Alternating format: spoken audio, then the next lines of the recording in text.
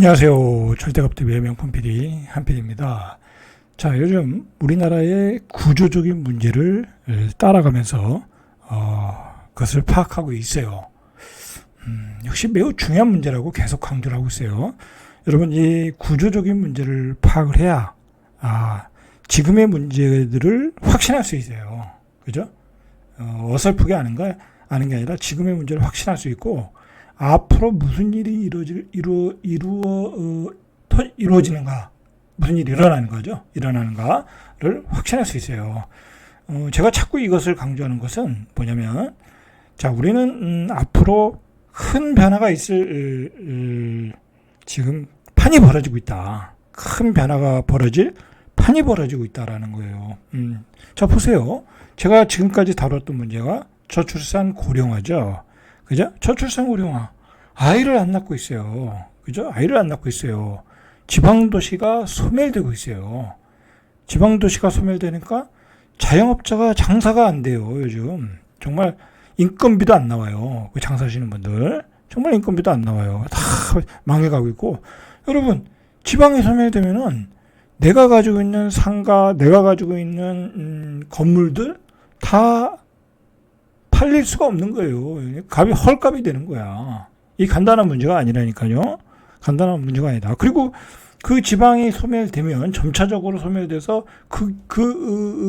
소멸되는 인구를 누가 채우겠어요? 결국은 외국인들이 채울 거예요. 이민 온 외국인들이 채울 거다. 이미 면 단위에서 농사 짓는 분들이 이제 그런 분들이잖아요. 이제 그렇게 우리나라는 변하고 있는 거예요. 어쩔 수가 없는 거예요. 그거는 대세의 흐름이에요. 흐름. 자, 그렇게 변하고 있다. 그죠? 이렇게, 그리고 제가 또 무슨 문제를 다뤘어요? 인구 감소 당연히 다뤘고, 그 다음에 자영업자의 폐업들. 그죠? 왜 자영업자가 문제가 되고 있는가, 지금.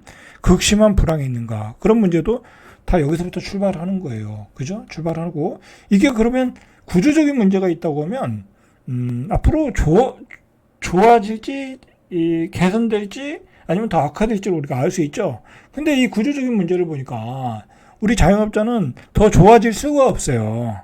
현재 23%에서 우리나라 자영업자 비율이 23%에서 19%까지 떨어졌다고 그러는데 더 떨어지겠죠. 그죠? 그러면 여러분들 자영업 함부로 하면 되겠어요? 안 되겠어요? 안 되겠죠. 아무 데서나 자영업 하시면 안 되는 거야, 이제.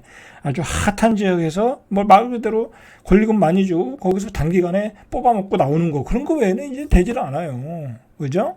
자, 그 다음에 제가 또 뭘 다뤘죠? 1인 가구의 폭증을 다뤘죠. 그죠? 1인 가구의 폭증이, 나중에 2040년 가면은 40%가 넘어요. 근데 1인 가구의 성격상 소비를 못 해요. 그죠? 소비가 안 돼. 왜냐면, 왜 1인 가구가 살겠어요? 그죠?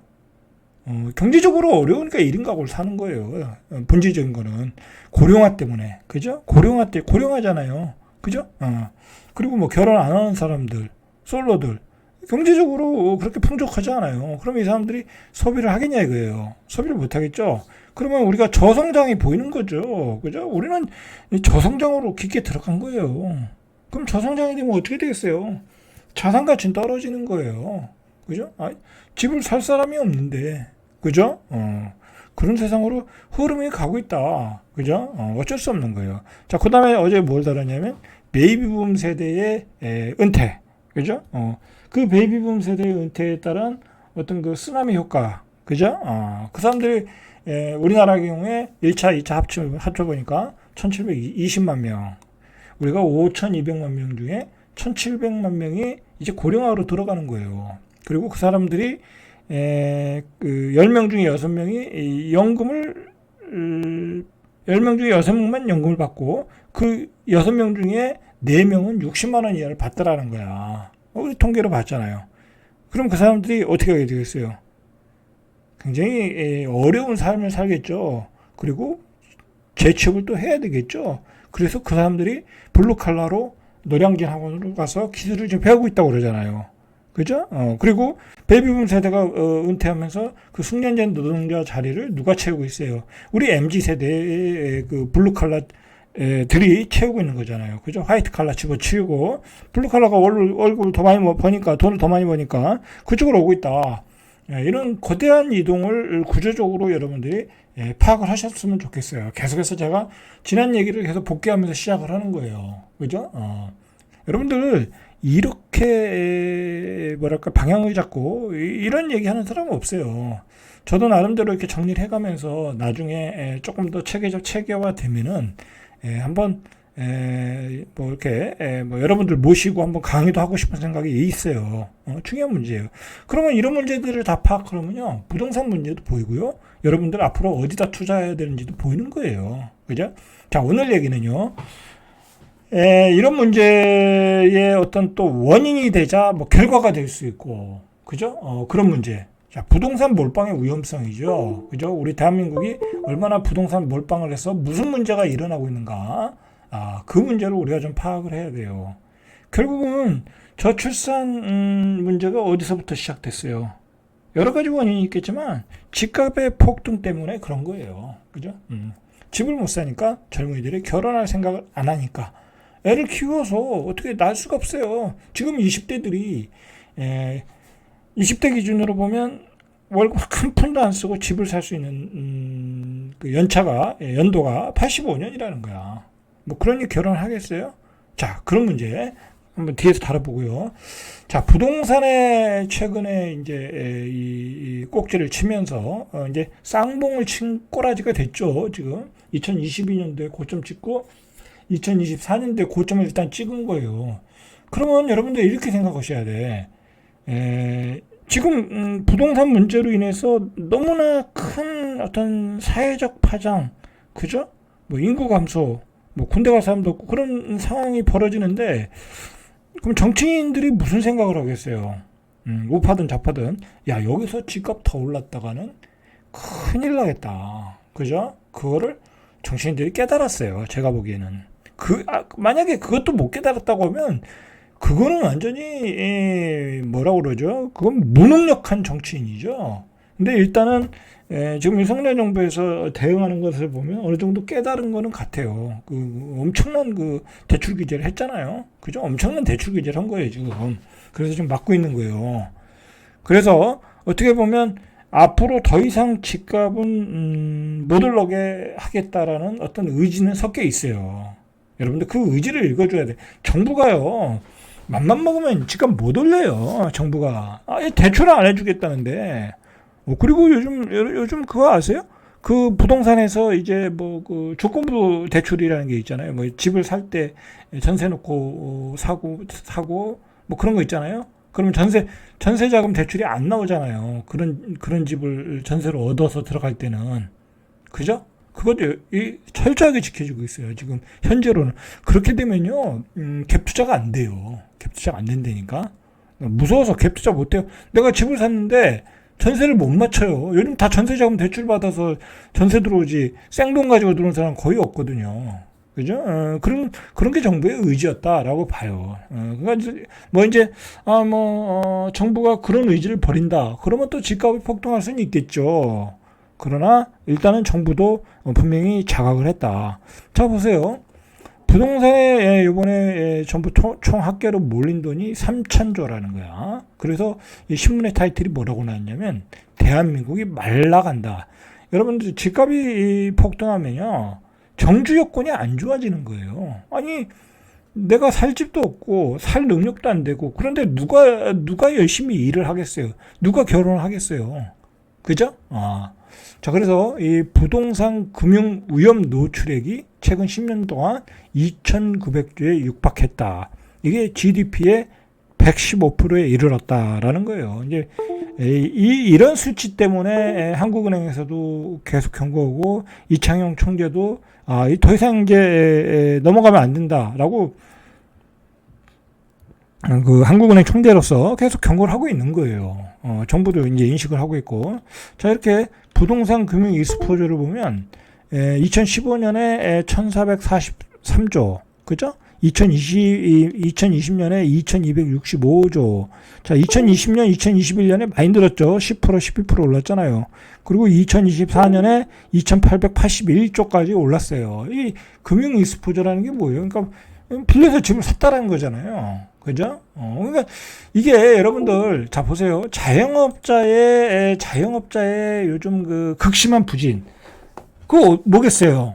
다 대출받아서 집을 사가지고요. 이자 내기가 버거워요, 지금. 어디 나가서 가족들 데리고 삼겹살 먹을 돈이 없어요. 나가면 10만 원인데. 그죠? 분명히 그렇죠. 그래요. 그래서 지금 자영업자들이 어려운 거예요, 결국은. 그럼 결국 원인이 뭐예요? 바로 부동산 가격의 급등이 원인이 됐던 거예요. 그러면 여기서 더 급등하면 자영업자들은 어떻게 되겠어요? 완전히 말라 죽는 거예요. 대한민국이 말라 죽고 자영업자들이 말라 죽는 거예요.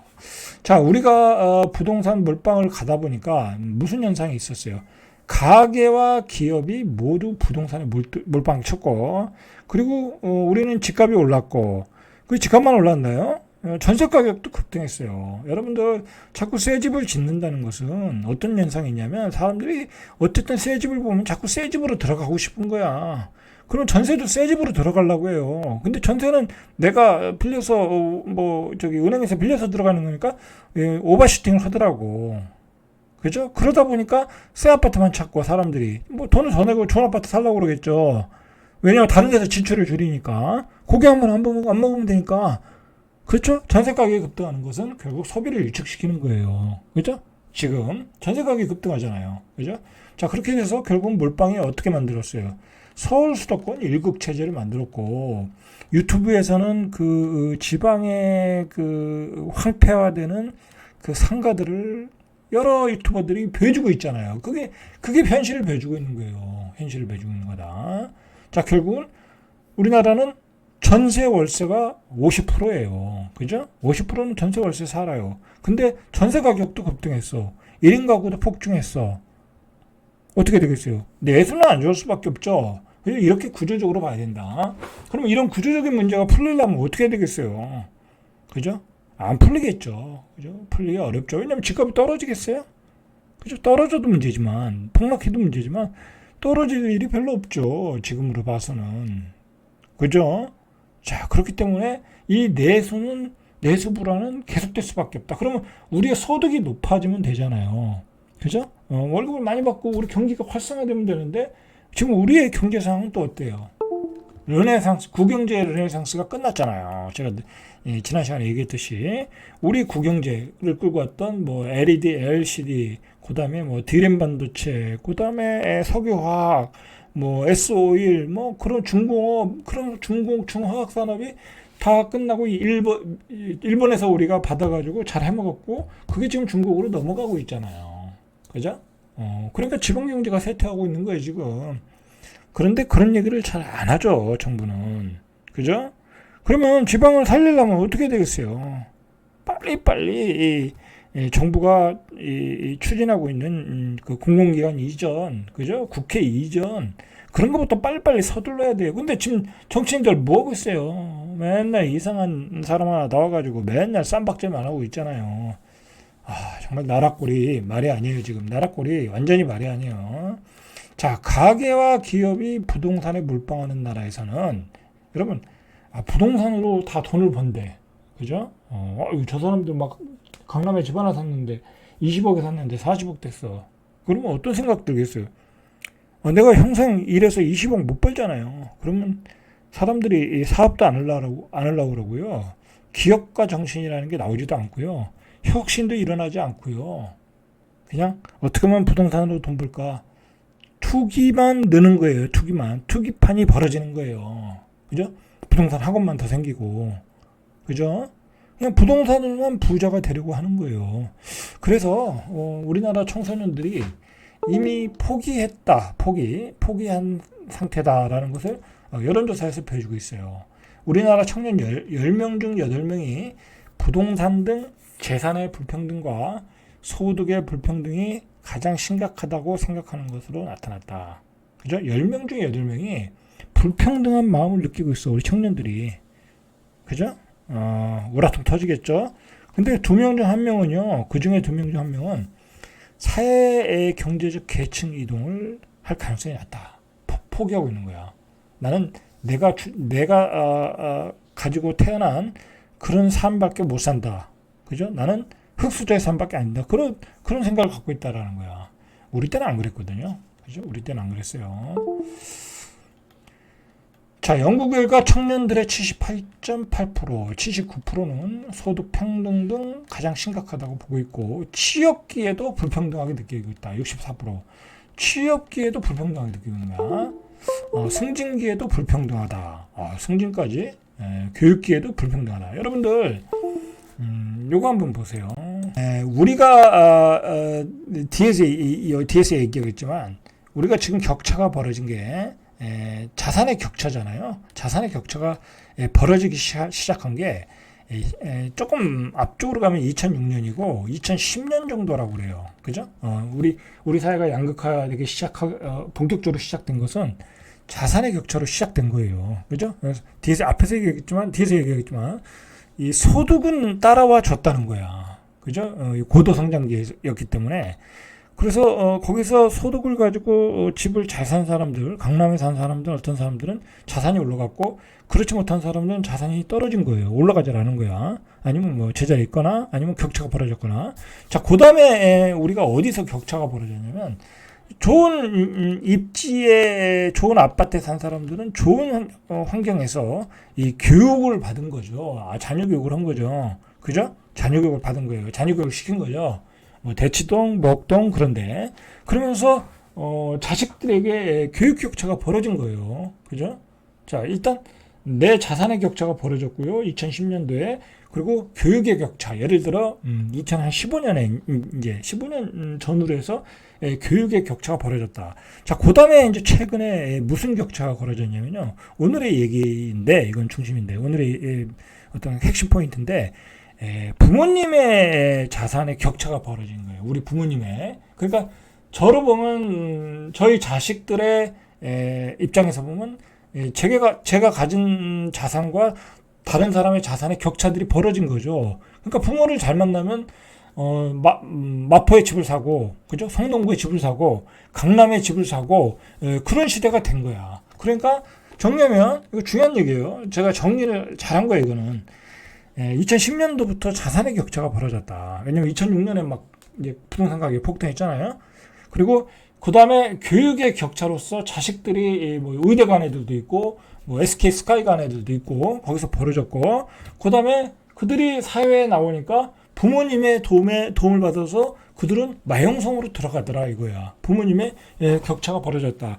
이게 이제 원인이고, 결과는 뭐냐면, 결국 이제 자식들 대물림이 돼버린 거죠. 대물림이 된 거예요, 이게. 대물림이 돼버렸다.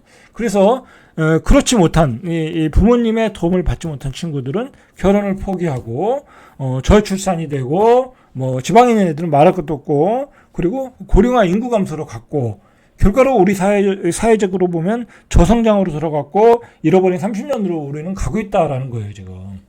제가 하고 싶은 얘기가 제 얘기 틀린 얘기 아니잖아요. 그죠? 별로 논리적으로 안 맞는 부분이 없어요. 이거 다 이런 트렌드는 이미 기정사실이에요. 지금 부모님의 도움이라는 게 지금 굉장히 커졌어요. 지금 사회에서는. 왜냐하면 지금 부동산은 너무 가격이 올라왔기 때문에 누구도 20대 30대 사회 초년생들은 절대로 자기 힘으로 집을 못 사요. 못 산다니까. 자, 한번 오늘 중요한 얘기니까 오늘 할 얘기가 많네요. 그죠? 저는 사실 굉장히 좋은 내용이거든요. 제가 정리하면서도 뭐 이런 내용을 한다는 게 굉장히 좋은 내용인데 좀 많은 사람이 봤으면 좋겠어요. 이 방송을. 그죠? 진짜 이런 거는 수십만이 보고 제가 뭐 논리적으로 뭐 말을 미끈하게 잘하는 건 아니지만 좀 인식하고 깨닫고 반성하고 앞으로의 방향에 도움이 됐으면 좋겠어요. 여러분, 순자산의 5분위 격차, 1분위부터 5분위의 격차가 8년 사이에, 그러니까 양극화를 얘기하는 거죠. 93배에서 140배로 벌어졌다는 거야. 그러면 2014년에서 2022년 사이니까 이때는 무슨 격차가 벌어졌어요? 소득의 격차가 아니에요. 실제로 소득의 격차는 많이 뭐 좁혀졌다고 할까요? 그렇게 차이가 안 날 수 있다라는 거야. 가지고 있는 자산에서 격차가 확 벌어졌다는 거야.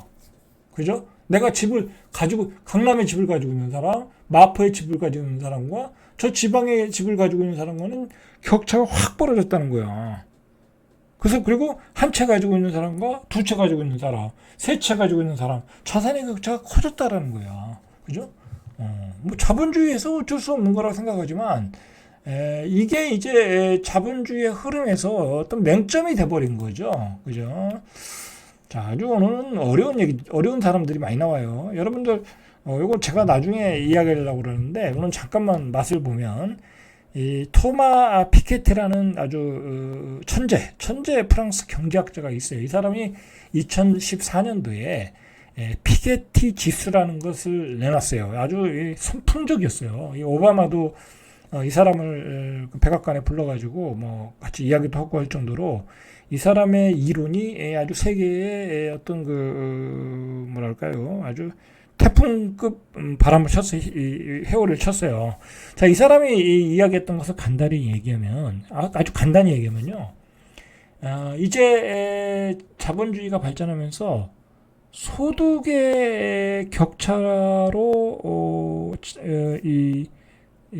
뭐랄까요, 5분위 계급이 있다고 하면 그 소득의 격차로 차이가 나는 게 아니라 자, 요 자산의 격차로 양극화가 벌어진다. 그 얘기를 한 거예요. 그래서 이 피케티 지수가 올라갈수록 자산의 격차로 양극화가 일어날 수 있다라는 얘기예요. 아주 간단하게 얘기하면 굉장히 복잡하지만 간단하게 얘기하면 옛날에는 고도 성장기에는 소득은 중산층이 고도 성장기에는 중산층이 탄탄하다는 거야.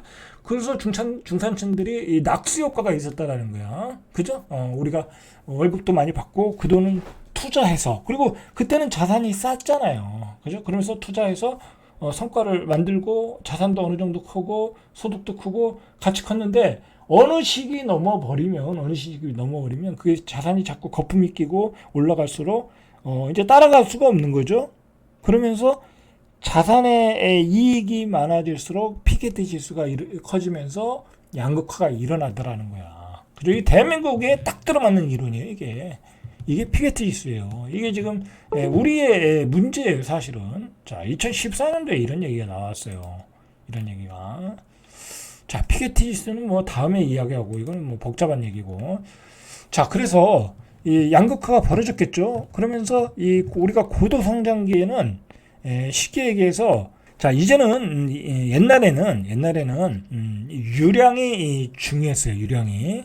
자, 고도 성장기에는 나의 소득이 중요한 거예요. 그러니까 현금 플로우가 중요했다라는 얘기고, 지금은 저량, 그러니까 내가 가지고 있는 거, 그죠? 모여있는 자산이 중요한 거예요. 지금 내가 회사에서 뭐 1억을 받아도 여러분들이 이제 부자 될 수 없어요. 월 1억을 받으면 부자가 되겠지만 1년에 1억을 받아봤자 생활비 쓰고 뭐 부자 안 되잖아요. 1억 받는 것도 쉽지 않은데 지금은 가지고 있는 자산이 중요하다. 그 얘기가 이 얘기예요. 그래서 예전에는 유량이 중요했고 이제는 저량이 중요하다. 이 피게티 지수하고 똑같은 얘기죠. 그 피게트 교수가 얘기하는 거고 똑같다. 그러니까 지금은 자산이 올라가는 속도가 너무 빠르다 보니까 내가 가진 소득 가지고 감당이 안 되는 거죠. 그죠? 그저께 갔는데 22억이었는데 다음날 가니까 24억이야. 2억을 어디서 구해요? 안 되는 거예요. 지금. 그 얘기를 하는 거예요, 지금. 지금 사회가 그렇게 벌어지고 있다. 그러면서 이 자산이 거품이 끼고 급등을 하면서 소득을 가지고 못 따라가니까 중산층이 폭이 좁아지는 거예요, 지금. 중산층의 폭이 좁아지고 있다라는 거죠. 그래서 여러분들 지금 웬만한 소득 가지고서는 이제는 현실적으로 따라가기가 어려워요. 그리고 우리 경제로 돌아와서 보면 2010년을 기준으로 우리가 2010년 전부터 한 2020년 코비드 전까지 중국 호재로, 그죠? 중국 호황으로 엄청난 경제 발전을 했잖아요. 그죠? 그때 벌었던 돈들이 사실은 낙수 효과가 없었다라는 거야. 물론 이제 좋은 직장 다니시는 분들은 돈을 받았지만 그게 이제 자영업자로 이렇게 내려와야 되는데 뭐 우리나라에다 공장을 짓고 뭐 그러다 보면 이제 건설업 쪽으로 들어가고 건설업 쪽에서 다시 이제 그게 자영업으로 돌고 막 그래서 선순환이 되는데 그게 다 외국에다 공장을 짓고 외국에다 투자하는 바람에 우리는 그때부터 이미 자영업자는 쇠퇴로 들어갔다라는 거야. 그죠? 그런 얘기를 하는 거예요, 지금. 다 이게 구조적으로 다 물려 있어요. 결국은 구조적으로 물려 있다. 자, 그래서 최근에 우리나라에서도 소득 불평등은 대체로 감소하는 방면. 그러니까 소득의 부분은 많이 격차를 줄였어요. 그러니까 뭐 어제도 얘기했듯이 우리 블루칼라들이 소득이 좋아졌잖아요. 그죠? 예전에는 그렇게 못 벌었거든요. 근데 이제 인구가 감소되면 노동의 가치가 올라가거든요. 그죠? 요즘 블루칼라들이 그렇게 임금이 작지 않잖아요. 소득의 불평등은 감소했는데 자산이 없는 거야, 우리 블루칼라들이. 그죠? 자산을 못 모은 사람들은 다 벼락거지가 된 거야. 이런 소득의 불평등 지표가 2011년 이후 꾸준히 감소하고 있는 반면, 그러나 2011년부터 이 자산의 불평등이 올라간 거야. 자산 상위 그룹과 자산 하위 그룹 간의 격차가 증가했다라는 거죠. 자, 그래서 그때 2011년에 자산 격차가 벌어졌고, 그 다음에 2015년경에 교육 격차가 본격적으로 벌어지고, 이제는 우리가 사교육을 비싸게 받지 않으면 스카이를 못 가요. 그거 얘기하잖아, 한국은행 총재도. 그죠? 얼마나 내가 비싼 학원을 다니느냐, 그거에 따라 자녀의 교육이 결정되는 시대야. 대한민국이 완전히 교육이 망가진 거죠. 자, 그 다음에 우리가 집값이 급등하니까 부모님의 도움을 못 받으면 이제 집을 못 사. 그래서 결혼 포기, 저출산, 고령화 인구 감소, 저성장, 그죠? 이렇게 도미노로 연결되는 거죠. 도미노로. 자, 2019년에 총 자산 중위 가격이 3,252만 원. 중위 가격이요. 전체 그룹 중위가 4억 3,191만 원에 7.5%에 해당한다. 순자산 상위 5분위의 총자산 중위값은 12억 7천.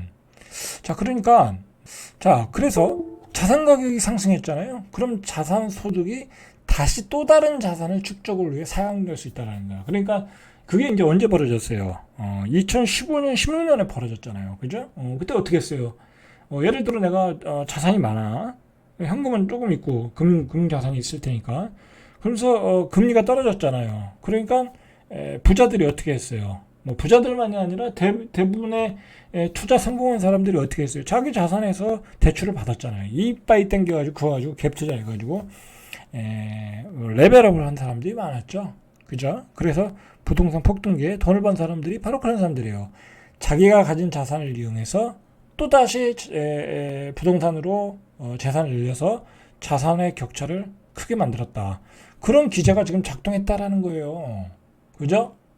그런 기제가. 근데 지금은 어떻게 달라졌어요? 또 그런 현상이 일어나고 있어요. 부모님의 도움을 받아서. 그죠? 이제 예전에 2015년도에는 부모님들이 투자해서 잘 됐고, 이제 그 부모님들이 그 자산을 가지고 자식을 위해서 또 똘똘한 채로 몰빵을 하고 있는 거예요. 이제 지방 같은 데 안 가고 아예. 그죠? 그렇게 해서 악순환이 되풀이가 되고 있다. 흑수저는 흑수저의 삶을 살고 있는 거고, 금수저들은 금수저의 삶으로 쉽게 이동을 하고 있다라는 거예요. 그죠? 상대적으로 부동산 자산을 많이 보유하고 있는 가구의 자산 규모가 더 빠른 속도로 증가하더라. 여러분들, 우리 유튜브에도 보면 폭락론을 좋아하시는 분들이 많잖아요. 그죠? 뭐 저도 뭐 그렇게 얘기하는 축에 들지만 그 폭락론을 좋아하시는 분들이 왜 그렇게 했어요? 그죠? 이런 현실을 여러분들 폭락론을 좋아하시는 분들이 아는 거예요. 그죠? 우라통이 터지는 거죠. 그죠? 어떤 사람들은 부동산 투자를 잘해가지고 떼돈을 벌었고, 그 자산을 가지고 또 뻥튀기 하고, 그 자산을 가지고 또 자식들 또 대물림 해주고, 그죠? 그러니까 열이 받는 거예요. 그래서 폭락해라. 이제 그런, 뭐랄까요. 포지션을 갖고 있는 거예요. 답답한 거죠. 그죠? 자, 이렇게 서로 다른 수준의 부를 축적하게 만들어 사회적 불평등 문제가 심화되고 있는 거예요, 지금. 자, 국토연구원이 10월에 발표한 자산 불평등에서 주택의 역할 보고서라는 걸 보면 자산 불평등은 여기서도 마찬가지죠. 국토연구원에서도 이 피게티 이론을 가지고 얘기하는 거예요. 소득 불평등보다, 그죠? 이 부동산 불평등이 더 크다라고 이야기를 하고 있어요. 이미 이제 사회가 인정을 해버린 거예요. 이제는 여러분들 뭐 소득이 얼마 버냐 그런 게 중요하지 않다는 거예요. 아니 뭐 자식이 예를 들어요. 예를 들어 이렇게 딱 비교하면 정확한 것 같아요. 내가 대기업 다녀. 우리 아버지가 대기업 좀 부장이야. 그래봤자 뭐 1억에서 1억 5천 받지 않겠어요? 뭐 잘 받으면 2억까지. 그러면 근데 예를 들어 우리 저기 딴 강남 그 사람 또 집은 또 강남이야. 그리고 자식을 위해서 강남에 집까지 또 하나 사놨네. 그런 사람과 근데 우리 아버지는 뭐 설비하러 다니셔. 근데 돈은 잘 벌어. 한 달에 1,000만 원 이상, 1,500에서 1,000만 원 벌어. 블루칼라 자영업이면 뭐 기술이 있으신 분은 그렇게 벌거든요. 그러니까 돈 버는 차이는 별로 없어. 근데 시골에 딸랑 아파트 하나 있네. 그리고 그분은 우리 자식 전세돈 얻어줄 거 서울에다가 한 3억 정도밖에 줄 게 없어. 그럼 차이가 나잖아요. 그 얘기를 하는 거예요, 지금. 제가 아주 적절하게 예를 들어줬어요. 자, 그래서 지금 자산 불평등이 어느 정도로 하냐? 20대를 기준으로 보면 서울 아파트 구입 저축 기간이 옛날엔 뭐 40년이었는데 지금은 88년이다. 20대가 집을 못 사는 거죠. 그죠? 그러니까 다 포기하는 거예요. 자, 주택가격 급등으로 순자산 상위 10%가 2022년 순자산액이 19억 6천. 그러니까 우리나라의 상위 10%는 한 20억 정도가 있어야 상위 10% 되는 거예요. 2014년에 11억 9천이었다는 거야. 그러니까 이게 뭐야? 불과 한 8년 사이에 이 사람들은 자산을 한 8억 정도, 7억 7천 정도 늘린 거예요. 근데 반면에 하위 10%는 더 줄었다. 더 줄었다라는 거죠. 이렇게 통계에서도 나오고 있어요. 엄청난 자산 격차가 벌어졌다라는 거예요. 자, 소득 증가율을 보시죠. 실제로 1분위 소득의 증가율, 그러니까 하위층이죠. 48% 올랐어요. 2분위 40%. 이 최저임금이 올라가잖아요. 그죠? 4분위 35%. 이제 총액으로 보면 뭐 비교할 수는 없는데 5분위는 퍼센테이지로는 적어요. 근데 5분위가 버는 돈과 1분위가 버는 돈의 차이가 크겠죠. 그죠? 자, 사실 이건 의미가 없는 얘기예요, 사실은. 자, 그러면 이제 주택 가격에 이렇게 양극화는 또 어떤 현상을 주겠어요? 지역 간의 불균형이 일어나겠죠. 그래서 광역 자치단체별 자산 불평등이 또 일어났겠죠. 자, 2014년 대비 2022년 전국 평균 순자산 증가율은 65.9%라고 해요. 평균. 근데 수도권은 77%. 그죠? 수도권 사람들은 2억 5천이 올랐다는 거예요. 근데 비수도권은 49%, 1억 1천, 반도 못 올랐죠? 이렇게 격차가 벌어졌더라라는 거죠. 그죠? 그리고 이 돈이 많을수록요, 금융자산이 많을수록 이 사람들이 무슨 혜택을 받냐면 담보 제공을 하면서 저금리에 또 돈을 대출받을 수 있어요. 그런 격차도 무시할 수 없다라는 거죠. 그런 것보다는 제가 보기에는 그런 그 상위층 계급들의 고급 정보죠, 그죠? 그들 간의 인맥을 통한 고급 정보를 통해서 수익률이 높은 재테크 상품에 투자를 할 수 있는 정보력이죠. 거기서 또 차이가 더 급격하게 나겠죠. 자, 이 하위층은요, 전월세 비용이 계속 증가하고 있어요. 그죠? 전월세 비용이 계속해서 증가하고 있다. 그죠? 65.5%에서 71.3%로 하위층들은 왜냐하면 다 전월세 사니까. 그러니까 하위층들이 자꾸 뭐랄까 운신의 폭이 좁아질 수밖에 없고 소비가 위축될 수밖에 없어요. 그죠? 그리고 결혼을 안 할 수밖에 없는 거고. 자, 정리하면요. 이제는 소득의 격차의 시대가 아니다. 자산의 격차. 그죠? 자산의 격차로 그게 대물림 단계로 가버렸다. 그죠? 대물림 단계로 가버렸다. 그래서 그게 여론조사를 해보면 청소년들한테 그게 그대로 나타나고 있다. 10명 중에 8명은 불평등하다고 느끼고 있다. 라는 거죠. 그죠? 자, 그러면 여러분들 이런 사실을 알고 각자 대응을 하셔야죠. 그죠? 이렇다고 또 비관적으로 보실 필요는 없고, 그죠? 어떻게 이 험한 세상을 우리가 돌파해서, 그죠? 5분위로 들어갈 건가? 그죠? 어떻게 살아갈 것인가? 고민을 해야죠. 그죠? 이런 판을 파악을 했다고 하면, 판은 이렇다는 거예요, 판은. 절대값도비의 명품 PD, 한 PD였습니다.